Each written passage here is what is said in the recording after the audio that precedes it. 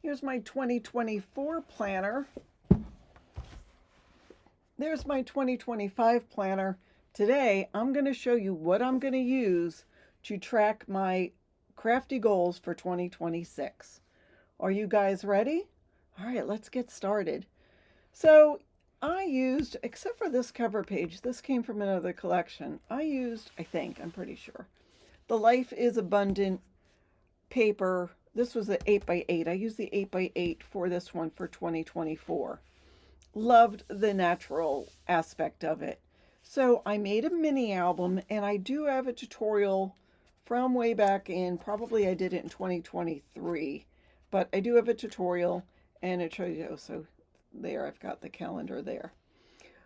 Back in those days, I was doing crafty goals. So every month we would set a goal. We sort of transitioned into more of a smash your stash because that seems like the direction everybody was going in. It's similar. I mean, but I also included goals for my Etsy shop and whatever, which nobody really cared about. So anyhow, I'm working on I was working on at this point smashing my stash, so that really is how we ended up doing it. This was great because I would put what my goal was, my collab and design team reorganization. It was January, and I wanted to use 6 collections and some 12 by 12 single sheets. Boy, I really wanted to do a lot in January in 2024. And then I had this part, which was fabulous. It showed you all of the collections that I actually did smash. This was tedious though, and it did get a little beat up. But that's okay. It was fun, and I loved this because it's a visual reminder of what I made in that month. Couldn't tell you what I smashed there. But anyhow, it was fun and I liked it, and this collection was perfect for that. So 2025 comes around, and there were no collections that I really wanted to use. I mean, I'm an outdoorsy girl. I loved the outdoorsy vibe of this calendar collection from Graphic 45. It's The Life is Abundant. So I decided to pick it up again and make something a little different. I loved the look of this. I really do. This is elastic, so it's not a mini album. It's more of a traveler's notebook style. It looks really fancy schmancy because I have this flap here with a magnet. It holds everything together. And then on the back, I have this little belly band so I could put my December calendars here. And if you've been following along with me, you find it's not just my planner. I also used it as a way to document places I've been, because if you don't, oh, there's my garden. It is not looking like that. My seeds have not even sprouted. But look, isn't that pretty? I live, travel, and craft in my RV. And a lot of the reason that I try to smash my stash is because I have such a small space. And I want to be able to utilize what I have and not go, oh, it was cold that day. And not go crazy. I mean, if you have a craft room, you have shelves and shelves of, oh, I didn't put pictures in April. I got to go back and do that. Of collections, but still we buy, don't we? We still buy more things, which is okay. This was a great planner as well. Besides having the pictures, I had this little card for planning. So, as part of our Smash or Stash in January, our goal was to smash a 12 by 12 paper pad or collection. So, I wrote down which ones I smashed and the dates in January, and then the videos. And then I also used this little calendar that I printed out because it didn't come with the Life is Abundant, to put when my videos were coming out, because I like to be able to look at a glance and see, oh, I have a video coming out, just so that way I remember to go and see if there's any comments or anything I need to respond to, or make sure it came out okay. So I liked this. It was a good memory planner, journal, whatever. So that was that.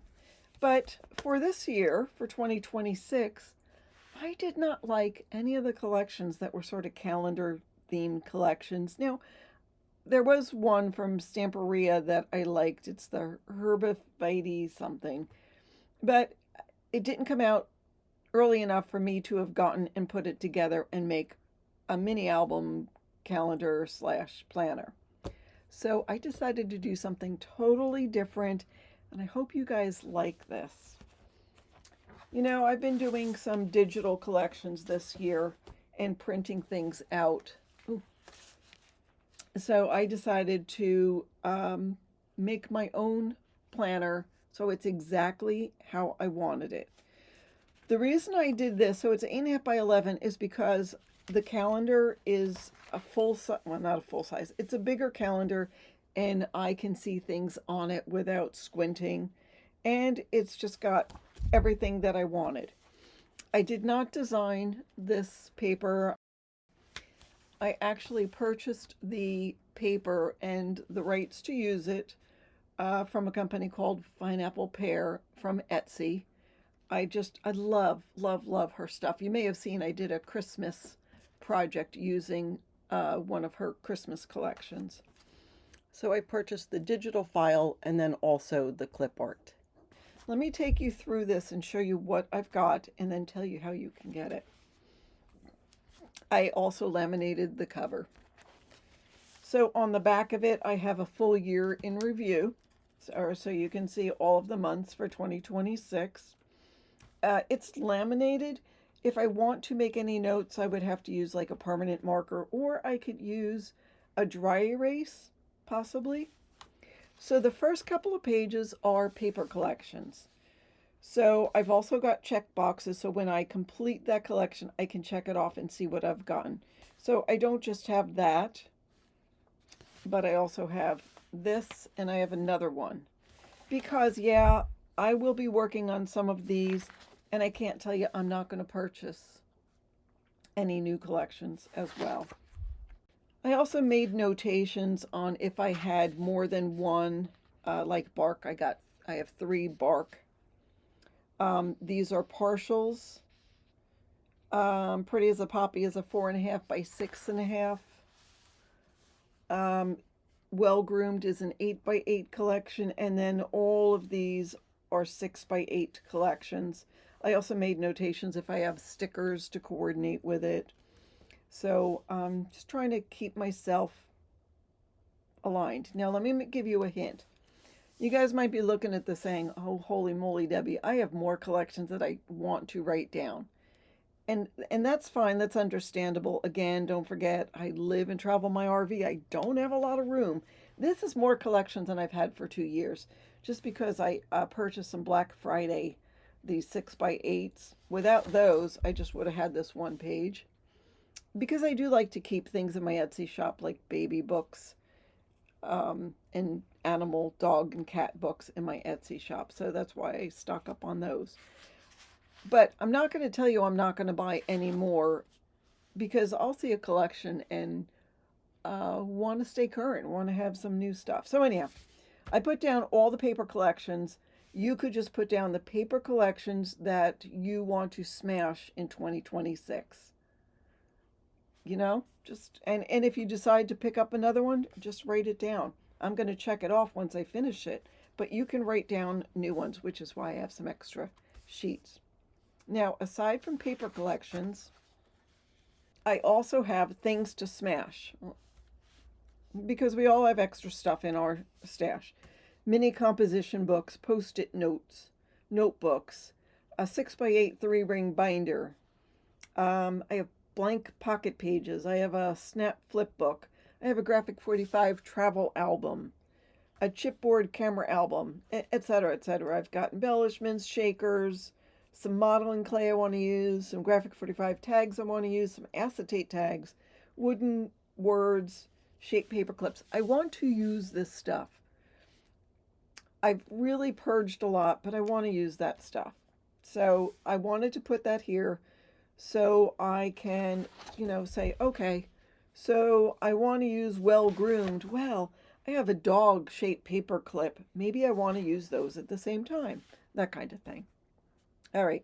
Now on this page, this corresponds with our Paperstashsmash collab, which is a monthly video series on YouTube. Hopefully you're familiar with it. If not, let me tell you a little bit about it. There are several, at this point only women, but I'm not saying it's only going to be women, but collaborators, and we all use the same prompts, and we show you what we want to use for that month, and at the end of the month we show you what we were able to smash. It hopefully gives you some inspiration on smashing your stash. You may want to do mini albums, which obviously is what I do a lot of, but you might want to do a 3D project, and one of the gals from the collab did 3D projects. You might want to make cards, and one of the collections that we show making cards you have, and you want to make cards too. So there's just different ideas. I will tell you we're changing our format a little. It's going to be a little different than what we did in 2025.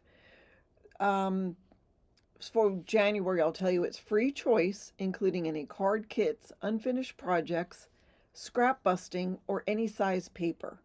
So I could say, oh, I want to bust out all those mini composition books and use them. I could do that. February, it's 12 by 12 paper pad or collection or single 12 by 12 sheets. And in March, it's any size paper, 6 by 6, 6 by 8, 8.5 by 11, etc. That's not 12 by 12. And then we go back. April, it's free choice. May, it's 12 by 12. June, it's non 12 by 12. July, free choice. August, etc., etc. So I put down the months here, and I'm just was writing as I was going through here. I realized I've got love notes. So I've got one Valentine's Day collection. I think I have another one. Heartstrings. So I have two. So I put that down for February, that I want to smash through my love notes and my heartstrings collection for February. March, I put down well groomed and fur baby collection. I just decided March is going to be sort of a doggy and cat month. May, I want to do outdoor adventures because it was a 12 by 12 collection, which fits into that criteria. September, I have some Halloween and autumn paper that I want to smash. I have Halloween paper that I'm going to smash in October that fits in the criteria. So I just made myself some notes on what I decided to smash. You, by the way, can pick and choose what you want to put in your planner if you want to use this planner. So you might not want this page because you don't want to follow along with the collab, and which is fine. I'll never know. Then we get to the month. So I've got the month on the right side. I do have a monthly challenge. So if you don't want to do it, you can do your own monthly challenge. And then what I smashed here. So you might want to follow along or write down that you made 15 cards, or you finished 2 mini albums, or whatever it is. And then here is a good size calendar so you can write down birthdays or things. And then on the other side, on the left hand side, it is to do. So I probably throughout the year will put down things that I want to do. Like July, I might want to make sure I send out a birthday card for my friend whose birthday is in August. So I will put that in July to make a birthday card for my friend. So the to-do list is just the things I want to do for that month, and little check boxes that you could check it off when you've completed it. Now I've got 3 of these. So this one has sort of the pinkish background. This one's got a light background. And then this one has sort of a mauve background. Is it the same as that one? It's more blues. So there's 3 of these to-do lists. So what I did is I printed out the calendars, and then I took 4 of the months and printed out all the blue, and then 4 of the months and printed out this light one, and then 4 of the months and printed out this one. So the back of them will rotate.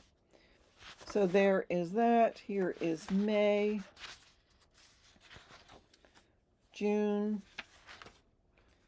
July. I did not put holidays or anything on this just because, you know, there are so many different holidays.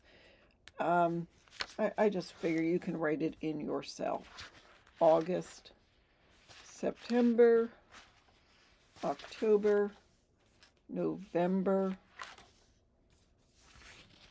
and December. After December, I've got notes. Then I have a shopping list. So what I usually do is if I'm watching a video and I see something that I've absolutely got to have, I will write it down on my shopping list and I will revisit it a week or so later. And if I still want it, then I might order it. Or when I'm placing an order, like I'll place an order a couple times a year for adhesive. So when I place that order, I can go and see what else is on my shopping list and see if I can get it from that same company. But by putting it on here and sort of putting it in like timeout, it keeps me from getting those spur of the moment things that I might never use. But that's how I keep my shopping down to a minimum. Believe me though, I do sometimes splurge. More notes. I don't know what I'm going to use these for, but I figured it's easier to put them in now than want to put them in later. Ideas and inspiration. So there's 2 pages. They're the same, and there is 2 columns on each. You could do it one of 2 ways. You could just write, I don't know, if you saw a folio, you could just write folio, Pinterest, pin under folios or whatever. Or you can write folio and then write the website or Pinterest or wherever you saw it at, so you remember where it was and you can go back and look at it. I like to keep it a record of ideas and inspiration.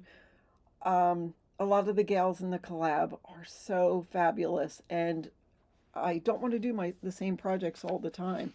So I like to keep a list of ideas and inspiration so I can go back and revisit it. And more ideas and inspiration. And that brings me back to this, and that is the back cover. So how can you get this? You can go to my coffee shop, and right now it is available for free. I also would like to know, because I did print this, I have a color printer. Also would like to know if you would like to see this in black and white. There was another really fabulous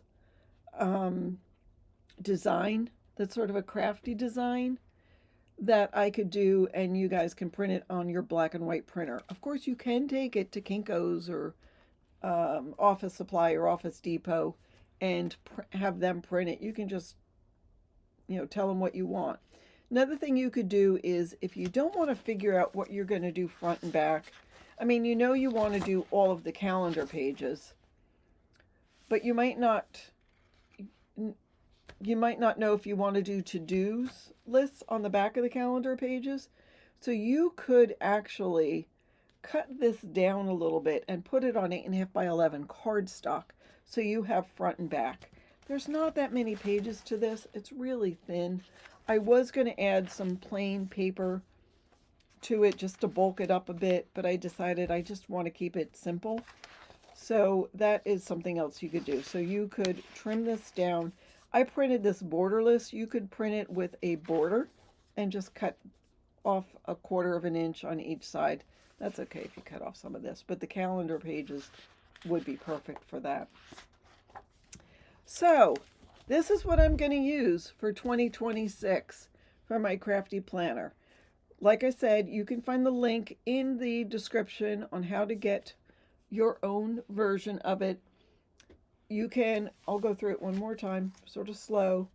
Paper collections, I have paper collection on the back. I have paper collection here. On the back of that, I have things to smash. Then I have monthly suggestions. On the back, I have to-do lists. And then I have the calendars with the to-do lists on the back of each of the calendar pages. We get to November, December. On the back of December is notes. Then I have a shopping list. On the back of the shopping list, I have more notes, ideas and inspiration, ideas and inspiration, ideas and inspiration. I'm hoping I get a lot of ideas and inspiration for 2026. And then just a pretty page and the back cover. And also in the description box, I will link these two planners from 2024 and 2025 in case you want to go back and recreate this. I think I saw the Life is Abundant was on sale at Graphic 45. So it's still available here and there. You just have to look around for it. That is what I wanted to show you today. Thank you all so much for joining along and following me all these years, or welcome if you're new. Don't forget to like this video. It helps the algorithm determine what to show you and everybody else. And don't forget to subscribe if you're not already subscribed. And you can see me filling up this crafty planner every month. Thanks again, and have a fabulous day.